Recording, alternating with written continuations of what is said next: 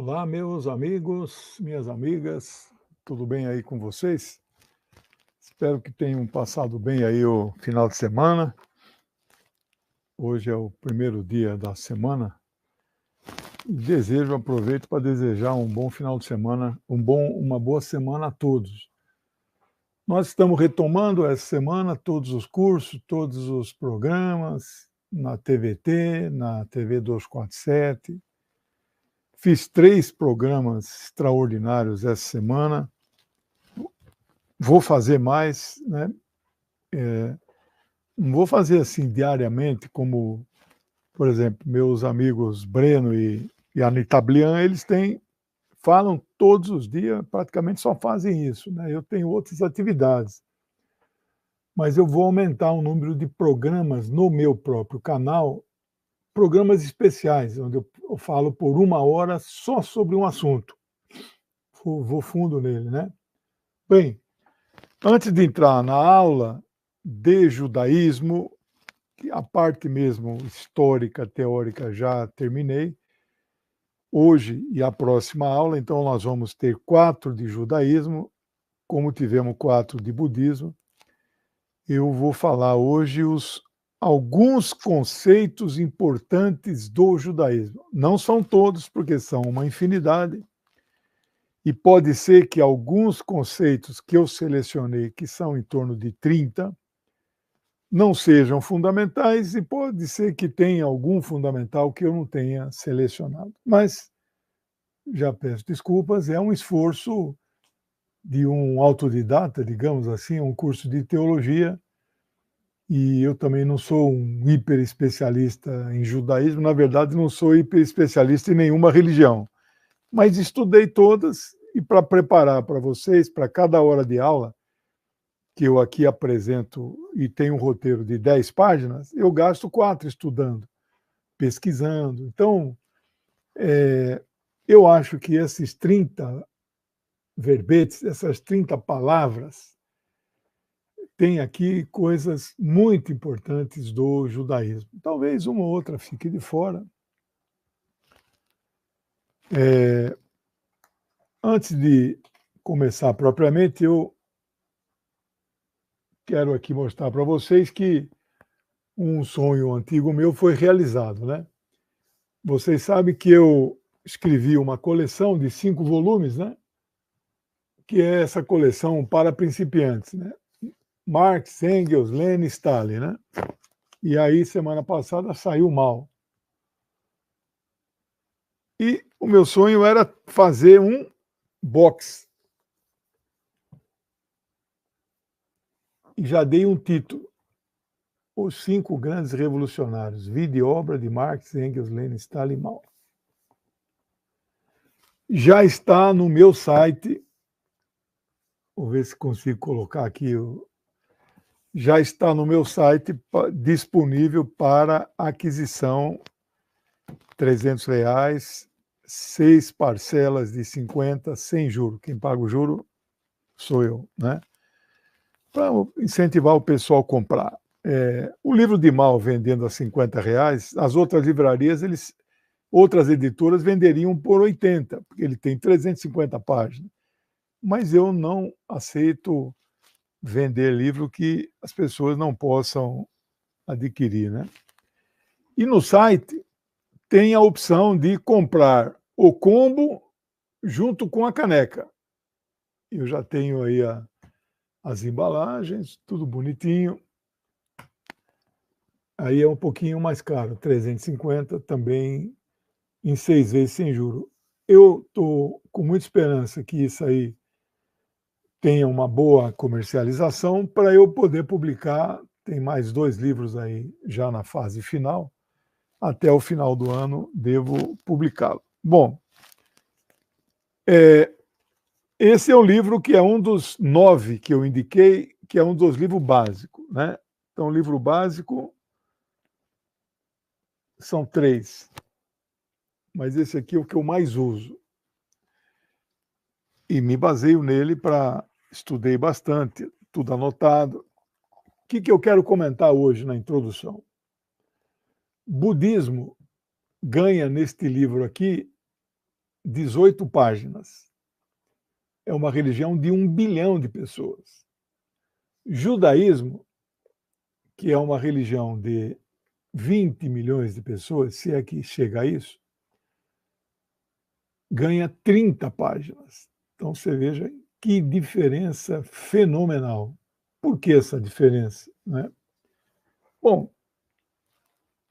os editores do livro devem dizer, olha, porque ela influenciou o cristianismo e o islamismo, que são 4 bilhões, então tem sua razão de ser. Pode ser, mas eu vejo uma razão mais geopolítica. A força que o judaísmo hoje virou quase um sinal de igual a sionismo. Difícil você achar um praticante do judaísmo, não necessariamente judeu, que não seja sionista.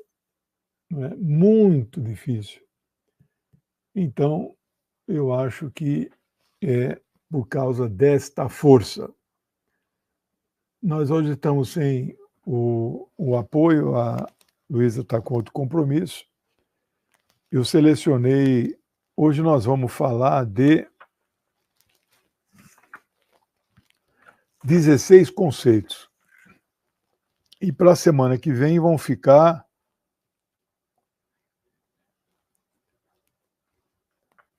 também 16.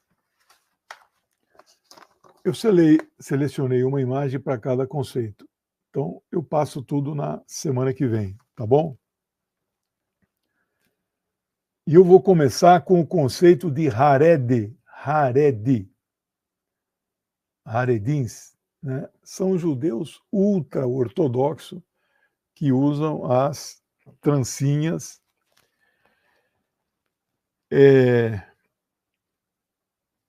O grupo que segue as leis judaicas da forma mais estrita e absoluta possível, que é o Halaká. Quantas leis são? 613, já vimos isso. Eles também são profundamente tradicionalistas.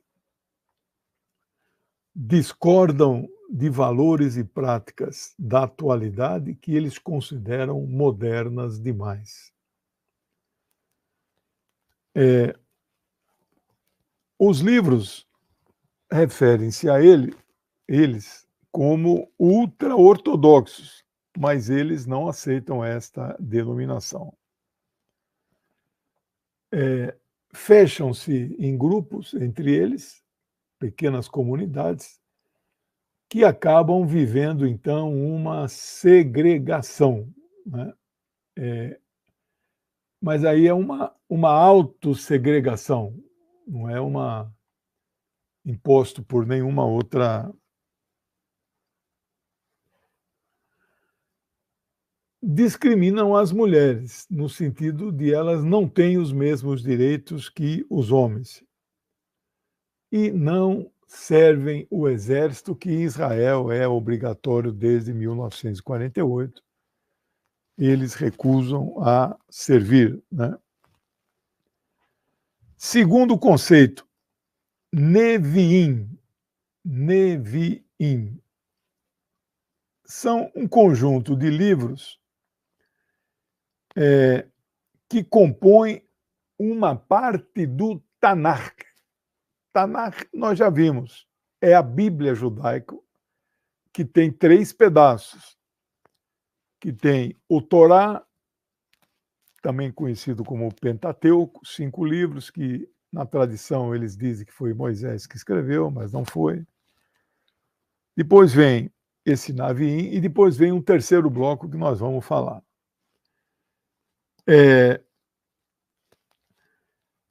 Então, o Tanakh é a Bíblia judaica.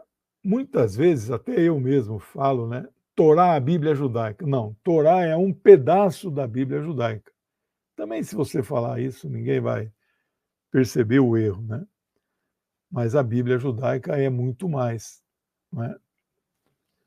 Os livros que estão na Bíblia judaica não são exatamente os mesmos que estão no chamado Velho Testamento da Bíblia cristã. Tem diferenças, né? Eu vou ver se consigo colocar uma tabela, o que está em um e não está em outro.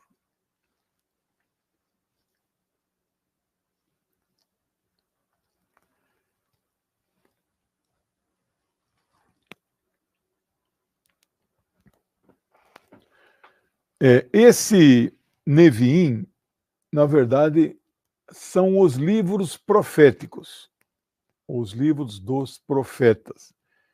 E eles mesmo dividem em os maiores profetas e os profetas maiores e profetas menores. Eu imagino que essa terminologia quer dizer que alguns são mais importantes do que os outros, talvez pelo conteúdo da sua revelação. Todos estes livros são livros sagrados. Quando eles falam está na Escritura, a Escritura é tudo que está no Tanakh e no Velho Testamento cristão.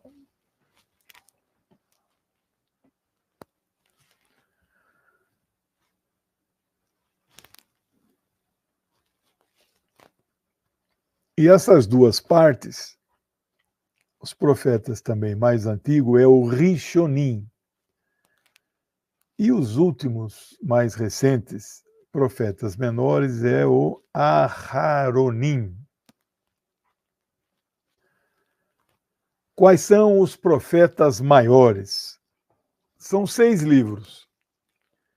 Josué, Juízes, Samuel 1 e 2, Reis 1 e 2. Esses são os profetas maiores. E os profetas menores são 15. Isaías, Jeremias, Ezequiel, Oséias, Joel, Amós, Abadias, Jonas, o da baleia, Miqueias, Naum, Rabacuque, Sofônias, Ageu, Zacarias e Malaquias. Quero dizer para vocês, não se achou nenhuma prova histórico-documental ou arqueológica que registra a existência de quaisquer um destes profetas.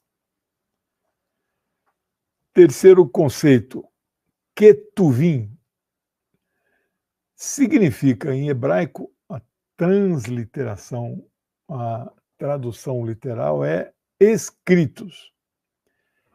Este conjunto de escritos é o que compõe a última terça parte do Tanakh, que é a Bíblia judaica. Então, nós temos o Torá, o Neviim e o Ketuvim.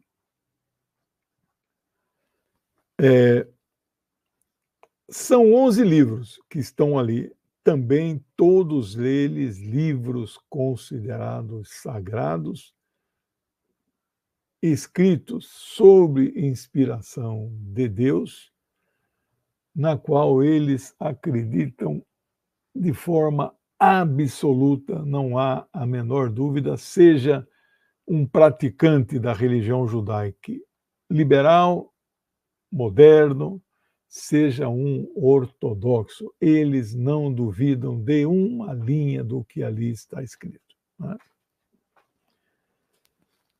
Quais são esses 11 livros? Salmos, Provérbios, Jó, aquele da paciência, Cântico dos Cânticos, ou Cantares de Salomão, que o grande crítico literário dos Estados Unidos, o Harold Bloom, gosta muito, e eu também, né? Chega a ser um conto erótico, né?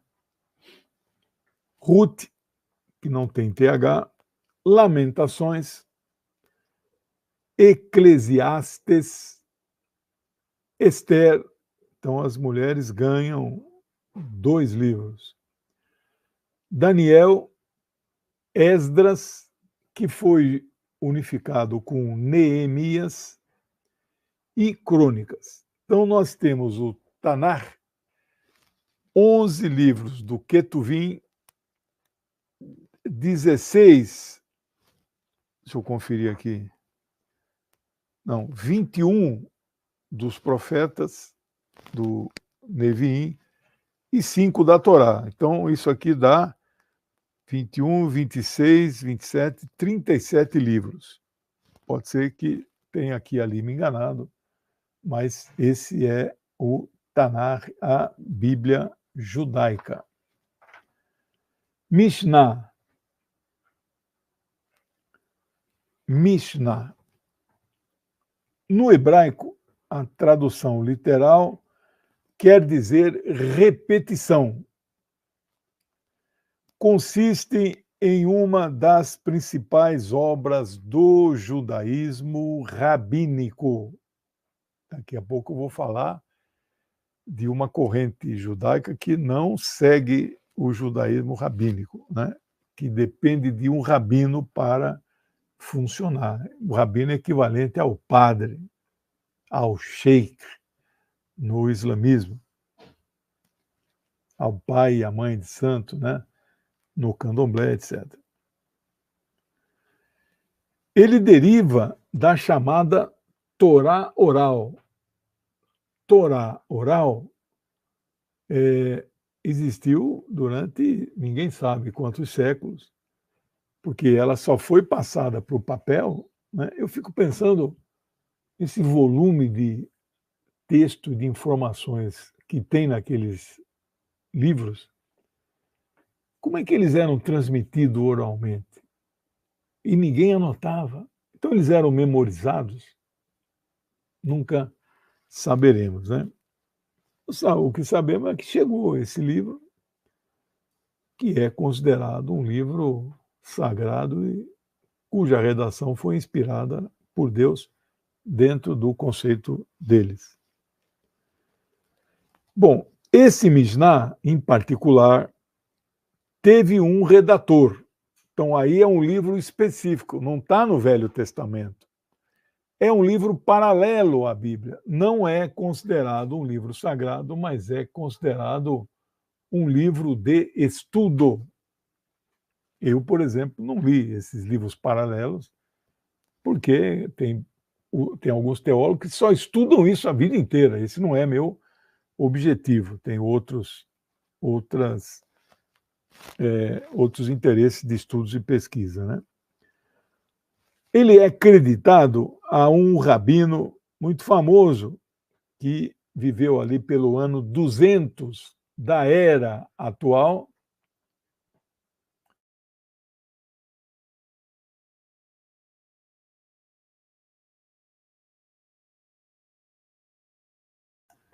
Pedi um cafezinho aqui. O nome dele é Judá Hanazi. Judá Hanazi. Então, no ano 200 da Era Comum.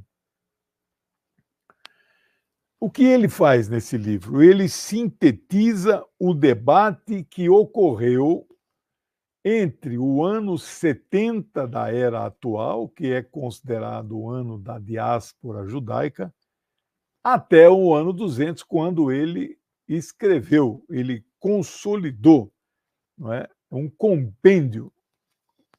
Então, é a síntese desse debate de 130 anos. Eu imagino que os debates iam acontecendo nas sinagogas, com os rabinos, e isso ia sendo tomando nota. Aí já é tudo documentado, não é? Aí estamos falando de história real, concreta. Ele pega todo esse material, não sei aí o método, estou aqui divagando. Ele deve ter acesso a esse material de debate de 130 anos, que são 5 gerações, então não é só a geração dele, não. Mas ele também deve ter participado de muitos debates. E aí faz um compêndio, seria assim um livro. Eu tenho, dos meus 22 livros, eu tenho 2 que eu organizei. O que significa? Meu nome sai na capa, mas entre parênteses aparece org. Eu escrevo o capítulo de abertura, mas publico outros. Então eu fico pensando, ele é o organizador. O nome dos outros não aparece, aparece só o dele, porque ele interpreta, ele não publica na íntegra o que outros pensadores rabínicos falaram. Ele apenas pega trechos, citação, digamos, é uma obra acadêmica, né? Sem citação bibliográfica, porque não havia esse rigor nessa época, né? Ele não elabora novas leis, mas simplesmente ele organiza o livro, não é? Que poderiam ser assim uma espécie de tratados e a partir de preceitos orais, né? Olha aqui o cafezinho. Obrigado, amor.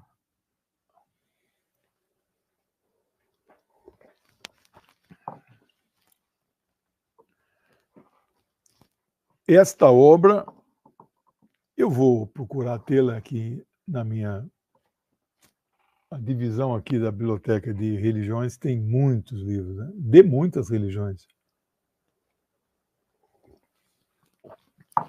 Confesso que a maioria é do islamismo. Porque eu estudo ali o Oriente Médio, né? Eu tenho que conhecer melhor o meu Alcorão é assim, ó. É todo marcado, né? As passagens mais importantes. Eu também não sou teólogo islâmico, né?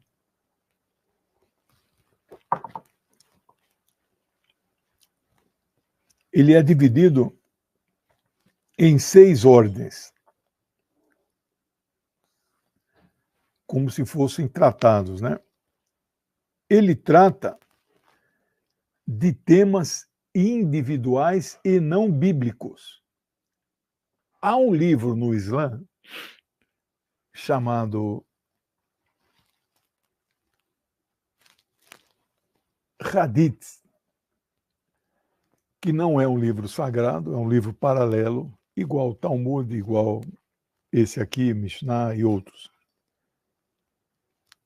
O Hadith, que significa em árabe tradições. Então, alguém escreveu e anotou as tradições a observar o comportamento do profeta Muhammad, né? Muhammad começa a ter as revelações em 622, século VII. Por 10 anos ele recebe as suratas e seus versículos. Então, nesses 10 anos, ele reproduzia, pregava, sofreu resistência no começo, mas depois ganhou todo o Oriente Médio. E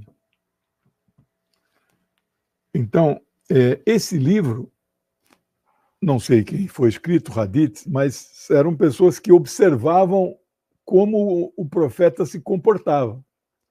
Tradições. Então, esse aqui não tem uma relação direta com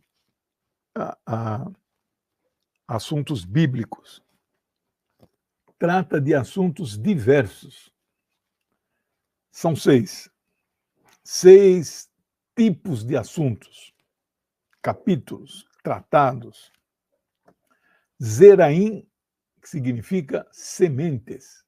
Ele deve teorizar que sementes usar e como plantar. Segundo, Moed, é festival. Quais os festivais os judeus devem observar durante o ano? Nashim. Nashim significa mulheres.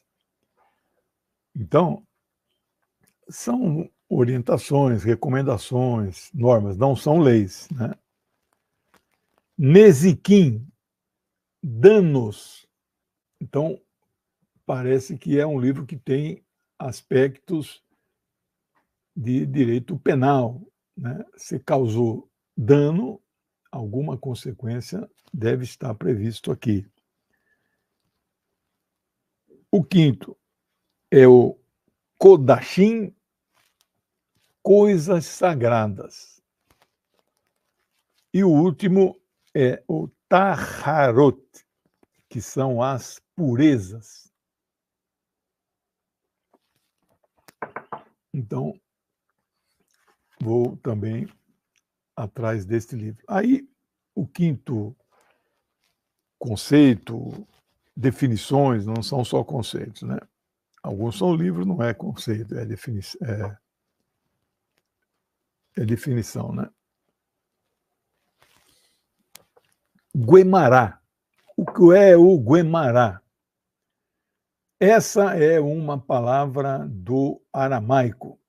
Eu não sei quantos dos 37 livros, mas eu sempre soube que pelo menos 2 foram inteirinho escritos em aramaico. Era a língua que Jesus falava. Jesus, ao que tudo indica, era bilíngue, né? Falava o aramaico e falava o hebraico, né? Então, não sei como aprendeu, aonde aprendeu. A Bíblia, entre os 12 anos e os 30, ninguém sabe o que aconteceu.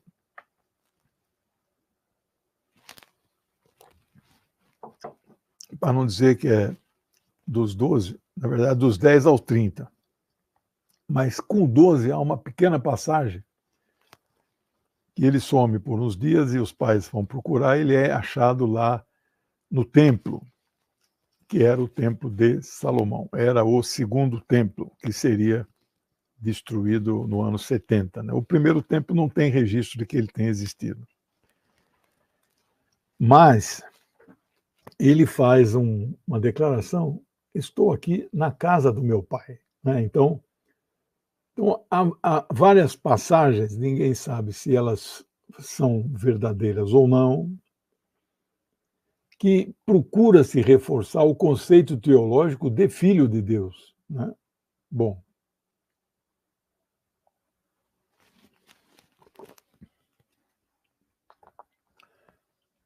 daqui a 2 semanas nós vamos começar o cristianismo, né?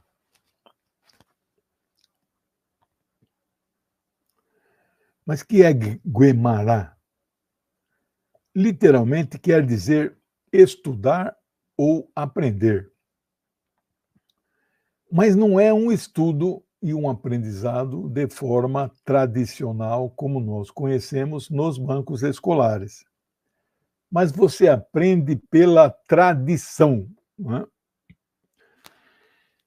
Ele foi publicado, a publicação dele decorre da interpretação daquele livro anterior, que é o Mishnah, que foi publicado no ano 200. Essas interpretações são feitas por rabinos, aonde?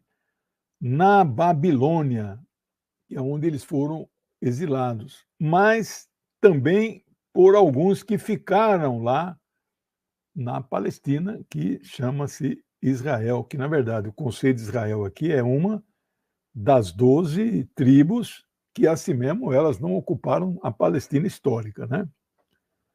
Então, Israel não é toda a Palestina. Estas interpretações do Mishnah e dos rabinos que lá ficaram conhecidas, então, como Guemará. A soma destes livros do Guemará, mais o Mishnah, tudo isso junto, chama-se Talmud. Talmud.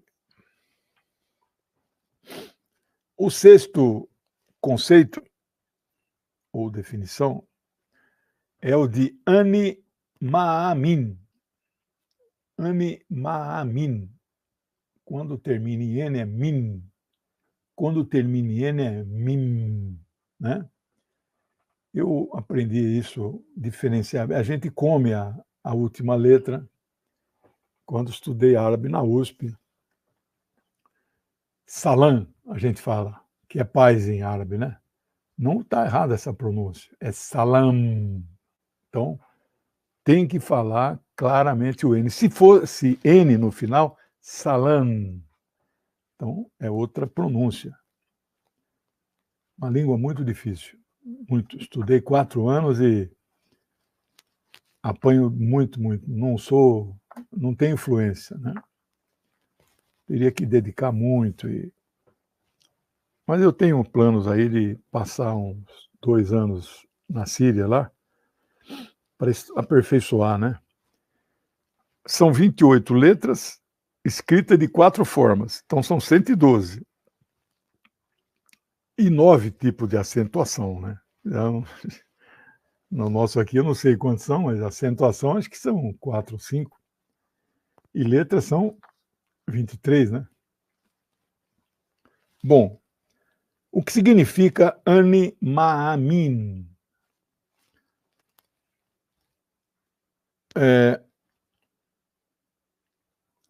É uma palavra que significa Ani eu. Em árabe, Ana é eu. Aqui é Ani. Muitas palavras parecidas. Ani Maamin, eu creio. É um texto. Não vou ler inteiro porque ele não é curto, mas também não é longo. É uma versão simplificada do que nós vimos na aula passada, que são aqueles chamados 13 pilares da fé, elaborado pelo filósofo cordobês espanhol Maimônides. Também já vimos sobre ele. Quem fez o meu curso Filósofos Orientais de 20 aulas, eu falei de filosofia chinesa, árabe, persa, judaica e indiana. 20 filósofos. Judeus eu falei de apenas 2, Maimônides e Baruch Spinoza. Maimônides, então, é uma pessoa que viveu entre séculos. Nasceu no século XII, morreu no XIII, 1135 a 1204. Não é consenso entre os judeus esses 13 pilares, mas é o mais aceito. Não é? Então, esse Maamin é, então, uma versão simplificada. Aqui no catolicismo, cristianismo, tem creio em Deus acima de todas as coisas, como filho, Jesus, não sei o quê. Não tem lá toda uma... Esse aqui, né? No judaísmo é Ani Maamin. Entre os muçulmanos La ilaha Muhammad Rasulullah, né? Só há um Deus e um só Deus, e Maomé, Muhammad é o seu último profeta, né? Bismillah Rahman Rahim, La ilaha Muhammad Rasulullah, né? Geralmente, este Ani Maamin é recitado após o término das orações matinais e a última parte do que ele é recitado de cabeça, porque é fácil de decorar, porque é um texto pequeno, ele termina, creio sempre na vinda do Messias, né? Messias. Eles estão esperando até hoje. Sétimo conceito. Igdal, também pronunciei errado. Igdal, não. Igdal, com L. Igdal Elohim Chai. O que é isso? A tradução literal pode ser assim: ser exaltado, né? Você exalta. É uma música, é um hino judaico que é cantado geralmente pelas manhãs, não é? E quando termina o culto à noite, também ele volta a ser entoado, não é? Exaltar Yahvé, Elohim, Adonai, não sei exatamente o nome do Deus judaico, mas esse é outro assunto. Ele também é baseado nos princípios fixados por Maimônides. Há um provável autor deste hino, escrito no século XIV. Qual o primeiro ano do século XIV? Já ensinei a regrinha. Infelizmente, a pergunta do professor aqui não tem resposta. Se tivesse numa sala de aula, alguém já... Pá. O século XIV começa em 1301. E o último ano do século XIV é o ano de 1400. Então, o ano de 1400 não é do século seguinte. Então, o ano terminado em zero é, né, a década de 90, começa em 91, acaba em 2000. Quanta gente comemorou, né, o século XXI na noite de 99 para 2000, né? Então, teve duas comemorações no mundo, né? O século XXI começou dia 1º de janeiro de 2021. Ele provavelmente foi escrito por Daniel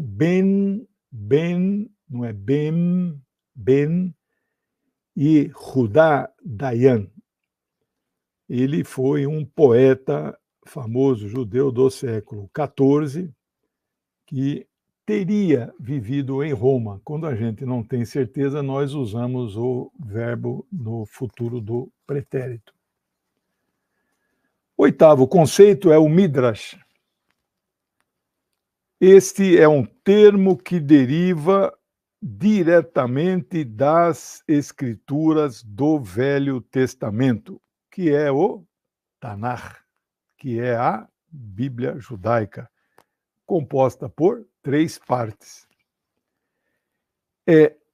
Esse Midrash está localizado em 2 crônicas. 2 crônicas. É uma exegese. O que é exegese? Exegese é uma interpretação profunda. Os exegetas são aqueles que estudam e interpretam, fazem isso a vida inteira. Eu não sou um exegeta bíblico, né? Posso ser um exegeta marxista. Não, tem lá um trecho de Marx, alguém pergunta o que é que ele quis dizer aí. Então, eu faço uma interpretação aprofundada. Então, eu posso exegeta do pensamento marxista, sim, religioso nenhum, né?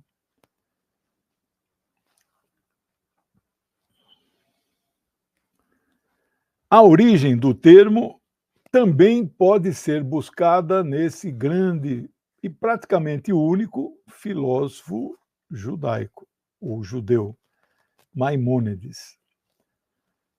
Ele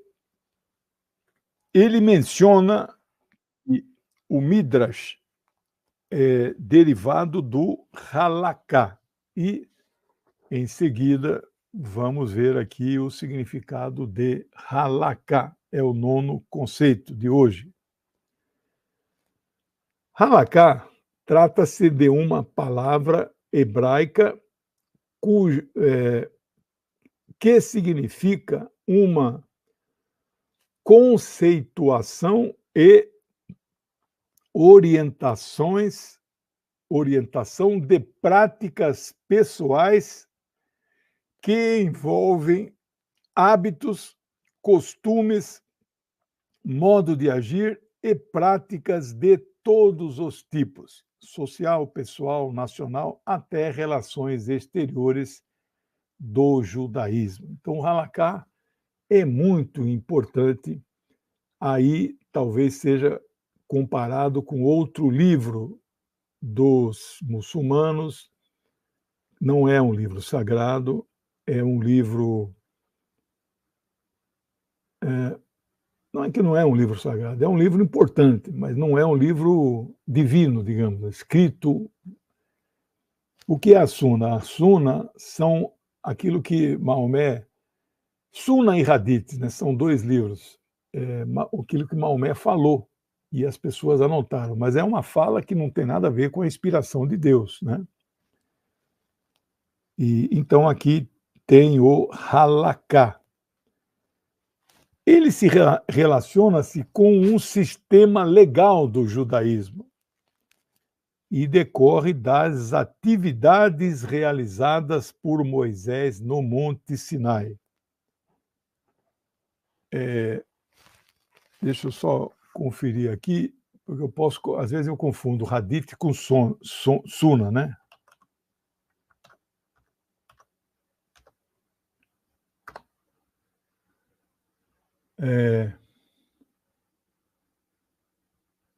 Então, eu inverti mesmo. Hadith, lá em Portugal, eles usam Hadice ou Hadiz.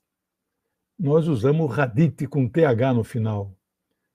Então, são as falas do profeta. Portanto, as tradições são a Suna. Então, este livro, o Halaká, é comparado ao livro Suna dos muçulmanos. Aqui estão envolvidas tradições, não falas, tradições.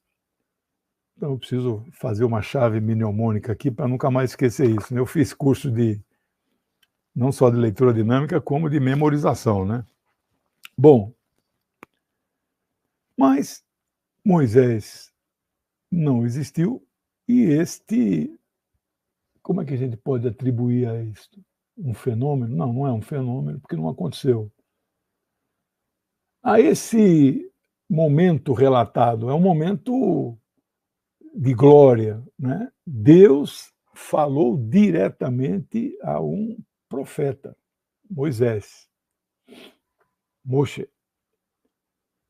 Ninguém viu, não tinha ninguém presente, etc., né? E ele não viu Deus também. Não me consta que nenhum profeta tenha visto Deus diretamente. Pode ser que esteja enganado. Deus falou a Moisés no Monte Sinai através de uma planta. É chamada sarça. Eu não conheço essa planta. Mas não era uma sarça qualquer. Era uma sarça que estava pegando fogo. Por isso que ela é chamada de sarça ardente, né? Então, esse Halaká é destas tradições, decorre a partir daí. O 10º conceito é o de Shema Israel, não é Israel, né?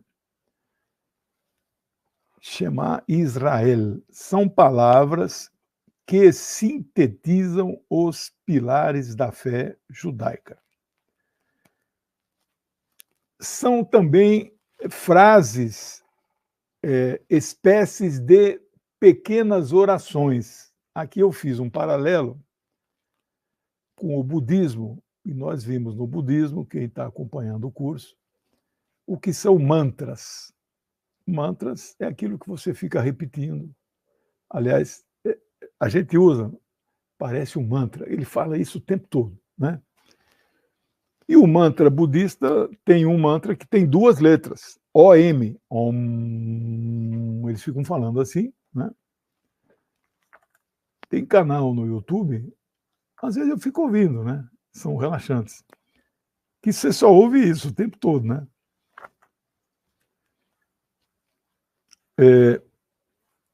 Esse Shema pode ser rezado durante o dia e a noite.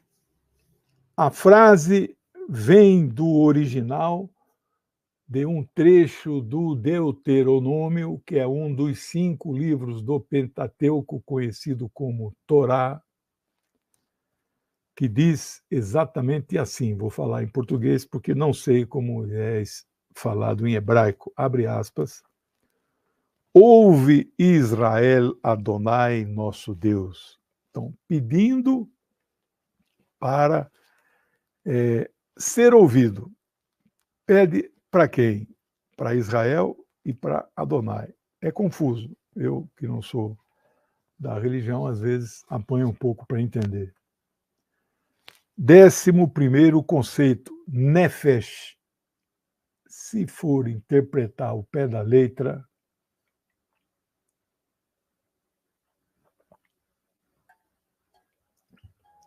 significa simplesmente alma.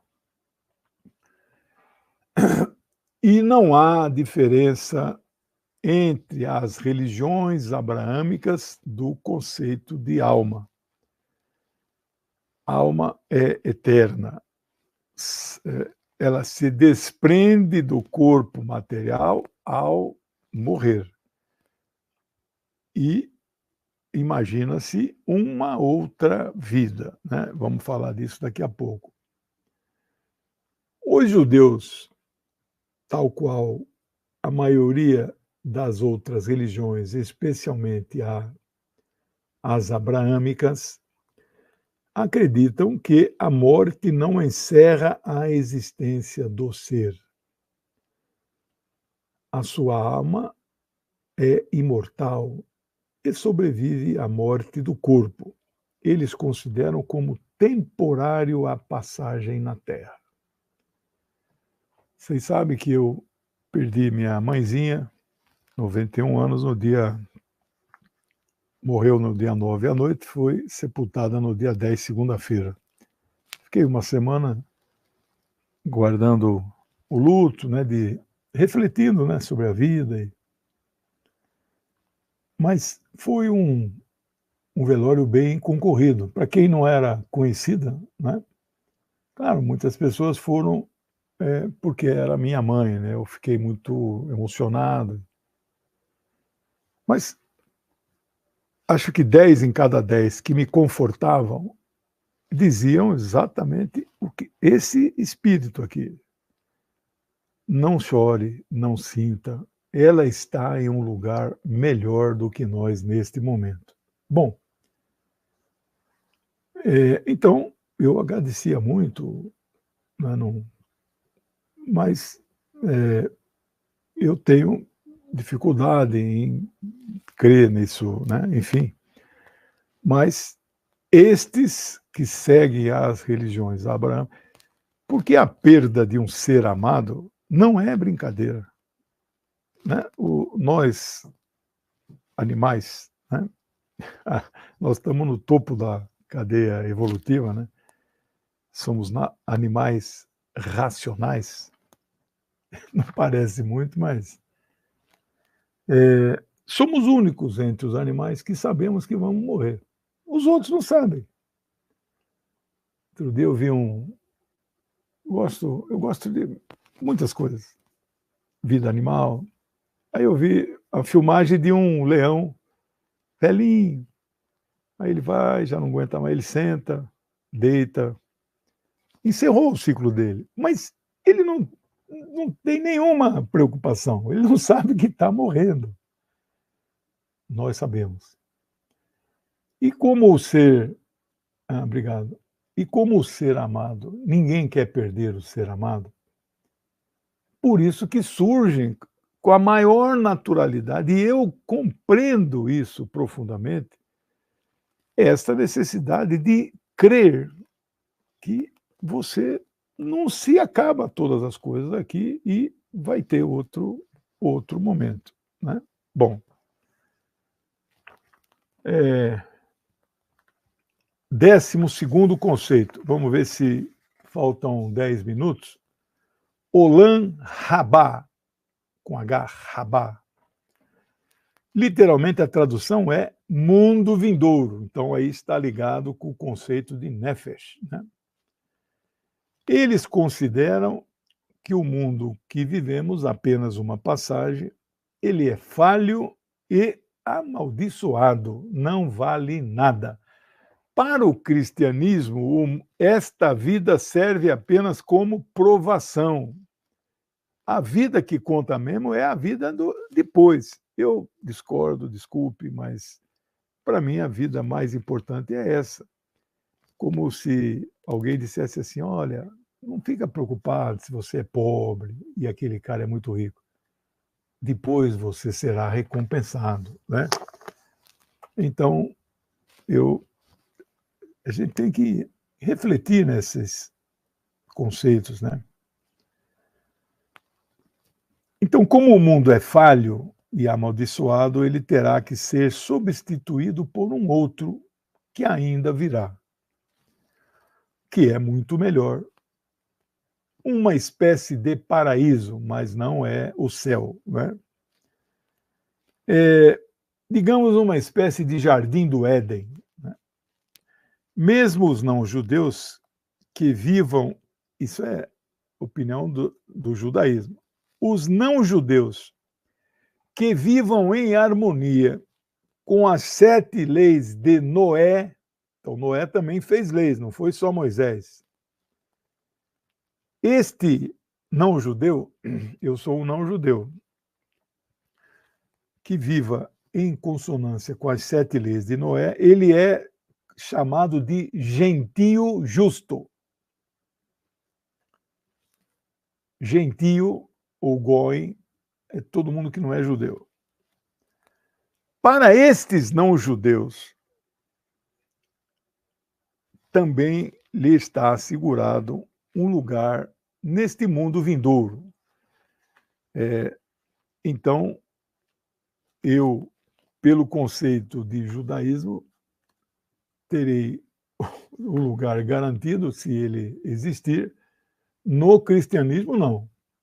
Arderei na chama eterna do inferno, porque não creio na divindade, né, deles, né? Então, aqui no caso, os judeus são mais. Me pouparam aí uma. Mas quais são as leis de Noé? Aí você veja se você também se encaixa nessa, né? Eu li aqui, estou achando que eu estou. Não cometer idolatria, não blasfemar, não assassinar, não roubar, não cometer imoralidades sexuais, não maltratar os animais e estabelecer sistemas de leis e honestidade com justiça. Então,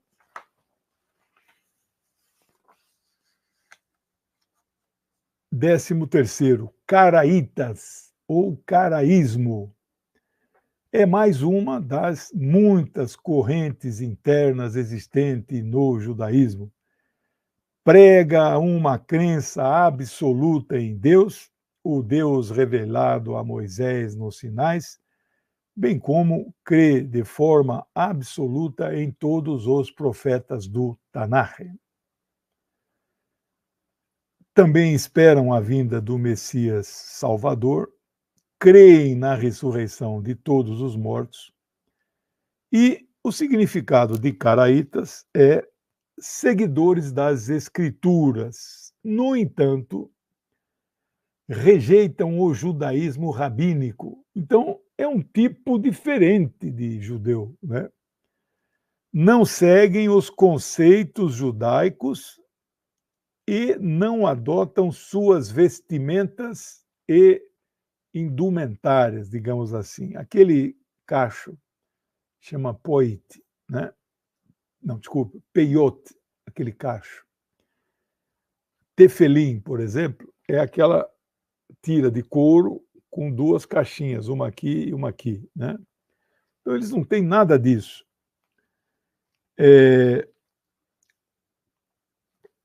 Eles observam as leis da Torá e, claro, guardam o sábado, o Shabat, não trabalham no sábado. Cumprem as leis dietéticas, tem uma série de normas, e também o chamado abate. Entre os muçulmanos, o nome do abate específico chama halal. Esses são os caraítas. Na aula que vem, nós vamos ver outras correntes internas, especialmente saduceus, fariseus, essênios e samaritanos. e vamos encerrar o curso, este capítulo do curso Judaísmo. Tikkun Olam. Tikkun Olam. Olam. É adotado no judaísmo ortodoxo. Literalmente quer dizer, em hebraicos, reparação do mundo. É uma preparação também para outra vida, a eternidade. É também usado para explicar a visão judaica de justiça social. Vou parar aqui, faltou 2 conceitos. Eu tenho que agradecer algumas pessoas que entraram de membros, fizeram alguma contribuição. Não vou conseguir pôr na tela todas as mensagens que me chegaram. Então, aqui, o doutor Asaf, né, que provavelmente é nosso Patrício, agradeço ter entrado como membro. A querida Ana Terra, ela é compositora, né? Achou muito bonito o box e revolucionário. Ele tem 2,5 kg, 1.750 páginas de conteúdo, 750 imagens legendadas. Obrigado, Ana. O Ismael deu uma contribuição. Nosso amigo Luiz Lima entrou de membro e o sempre presente amigão Ronaldo Gavlinski fez a sua doação. Pessoal, boa semana a todos. Lembrando que 10h30 de segunda a sexta, por meia hora, eu comento os principais fatos geopolíticos no mundo. Eu termino esta aula agora às 20 horas e começo a trabalhar para a TVT. Agora eu seleciono as manchetes que eu comentarei amanhã cedo. Quero dizer que eu sou voluntário, não ganho em nenhum canal para fazer comentários, tá bom? É isso, pessoal. Estamos aqui vendo se conseguimos colocar. Não, isso aí vou deixar para semana que vem. Então, boa semana a todos. Beijo para vocês. Obrigado por tudo. Desculpe aí qualquer coisa.